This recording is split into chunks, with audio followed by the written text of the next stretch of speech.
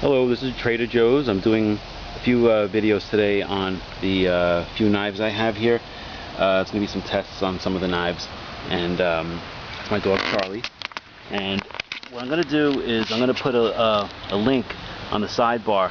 I'm not sure where it is, if it's over there or if it's down there or over there, but it might be, oh shit, and shit, that cat's okay. Sorry about that. And what I have here is I have a few knives from Kyley Harris in New Zealand, and what these are his CKC lineup. I have the Adventurer knife, which is it's got a convex edge on it. It's a 01 tool steel. I have a his belt knife that he made, and it's a L6 tool steel. And then I have a Bark River Bravo 1 knife that I put my own patina on it, and Kylie had asked me to mention it a little bit. But there was a what I did was I put along the bottom here, along this edge, I put mustard, and then on this part of it I put Tabasco sauce, and I let it sit for like 3 hours. And when I rinsed it off, it kind of came off like this, and it looks kind of like tiger stripe, which is kind of cool. But it's you could tell that it's very thick, and all these are razor sharp. I got a strop from Kyley, and I've been practicing with it, and I got these amazingly sharp. But the thickness of the blades vary in terms of their width. I guess you'd call it width, but the these two look similar, but this one is quite a bit thicker than this one.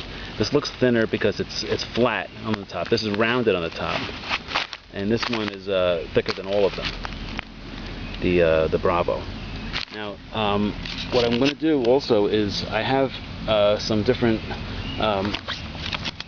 methods of attaching lanyards to the sheath. And what I've done with these is I got this as a Murray Carter neck knife. It's very expensive. It was like $300 or $400 or something like that. It was a very expensive knife. It's very nice. It's the laminated steel that he makes.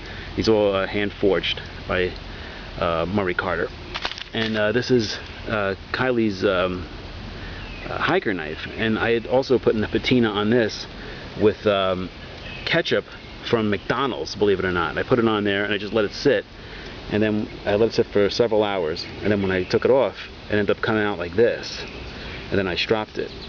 I got it nice and clean and razor sharp.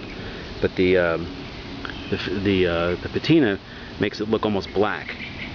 So it's very nice, and I think it may protect the blade. I'm not pretty sure, but I've got this leather suede lacing from Michael's craft store, and then what I do is I get these cable ties, and I put it through.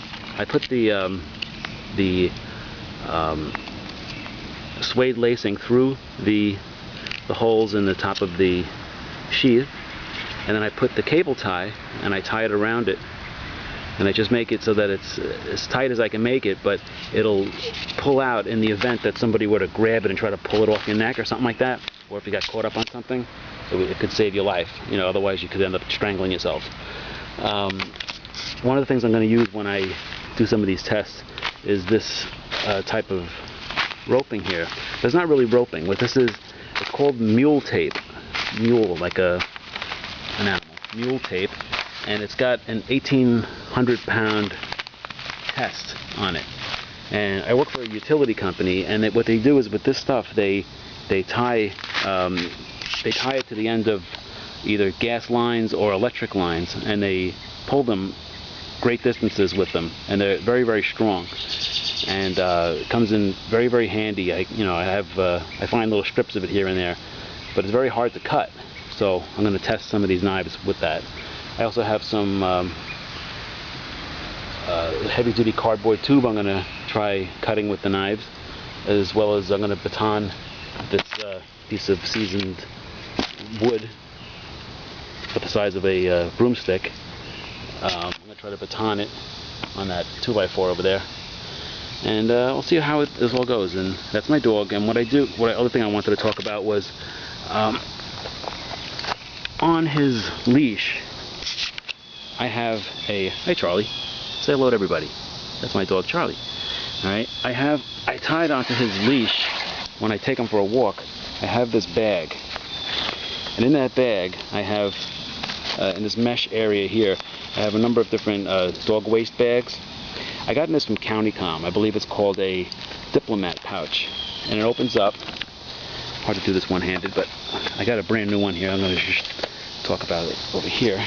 The other thing I have on there, let me go back to that again, is on here I also have this thing here, which is called a Grimlock, and it opens and closes. You press it and then it pops open, and you can attach it to a fence or something like that if you were walking the dog, or you know, it just comes in handy. It's good stuff to have.